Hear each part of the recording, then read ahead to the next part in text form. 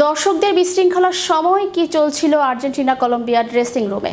Argentina Colombia final ম্যাচে Colombian দর্শকদের বড় একটি অংশ নাকি বিনা টিকিটে স্টেডিয়ামে ঢুকে পড়ে। ঠিক তখনই ড্রেসিং রুমে ঘটে যায় চাঞ্চল্যকর কিছু ঘটনা।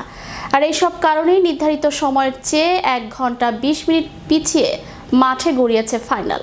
বিস্তারিত থাকছে ডেস্ক রিপোর্টে। যুক্তরাষ্ট্রের মাটিতে শেষ হলো কোপা আমেরিকার প্রশ্নবিদ্ধ এক আসর, যেখানে আর্জেন্টিনা ও কলম্বিয়ার মধ্যকার ফাইনাল শুরুর আগে তৈরি হয় তুমুল হট্টগোল। কলম্বিয়ান দর্শকদের বড় একটি অংশ নাকি বিনা টিকিটেই স্টেডিয়ামে ঢুকে পড়তে চেয়েছিল। এমনকি অনেকেই নিরাপত্তা বেষ্টনী টপকে নানা জায়গায় গিয়ে গ্যালারিতেও প্রবেশ করেন বলে শোনা যাচ্ছে। সে সময় আর্জেন্টিনা কলম্বিয়ার ডাগআউটে আতঙ্ক ছড়িয়ে পড়ে, যা নিয়ে ফাইনাল শেষে কথা বলেছেন দুই দলের কোচ। ম্যাচ শুরুর আগে নির্ধারিত সময়ে গেট খুলে দেওয়ার পর স্টেডিয়াম উচ্ছৃঙ্খল কলম্বিয়ার ভক্তদের তোপের মুখে পড়ে মায়ামির হার্ড রক স্টেডিয়ামের নিরাপত্তা কর্মীরাও। কলম্বিয়ান অধ্যুষিত সেই অঞ্চলে অনেকেই ফাইনালের ভেন্যুতে প্রবেশের চেষ্টা চালান, ফলে তৈরি হয় এক বিশৃঙ্খলার পরিবেশ। স্টেডিয়ামের নিরাপত্তা কর্মীরা বাধ্য হন টিকিটবিহীন কলম্বিয়ান ভক্তদের উপর চড়াও হতে।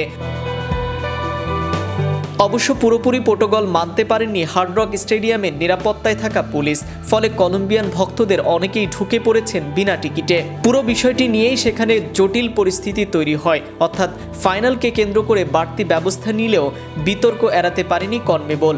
চরম বিপাকের মাঝে পড়ে আয়োজকরা তাৎক্ষণিকভাবে স্টেডিয়ামের গেট বন্ধ করে দেওয়ার সিদ্ধান্ত নেয়।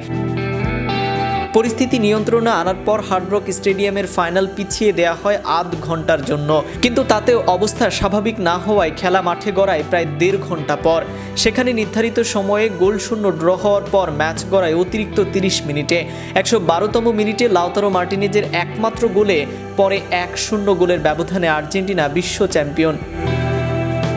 112তম মিনিটে লাউতারো মার্টিনেজের একমাত্র গোলের পরে 1-0 ব্যবধানে আর্জেন্টিনা চ্যাম্পিয়ন হয়। কিন্তু ম্যাচের আগে যে পরিস্থিতি তৈরি হয়েছিল সেটি সামাল দেওয়ার মতো মানসিক দৃঢ়তা পৌঁছাতে পারছিল না দুই দলের ডাগআউট।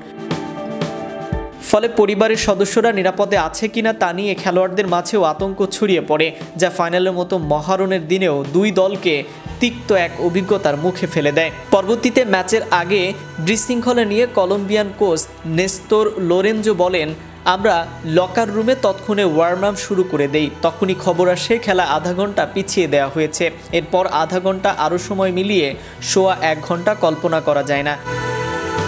আমরা তখন আমাদের পরিবার ও বন্ধুদের খোঁজ নেয়ার চেষ্টা চালাতে থাকি। তারা কোনো সমস্যায় পড়েছে কিনা আমরা জানতাম না। এটা পুরো পরিবেশ এলোমেলো করে দিয়েছে, একেবারে বিশৃঙ্খলা।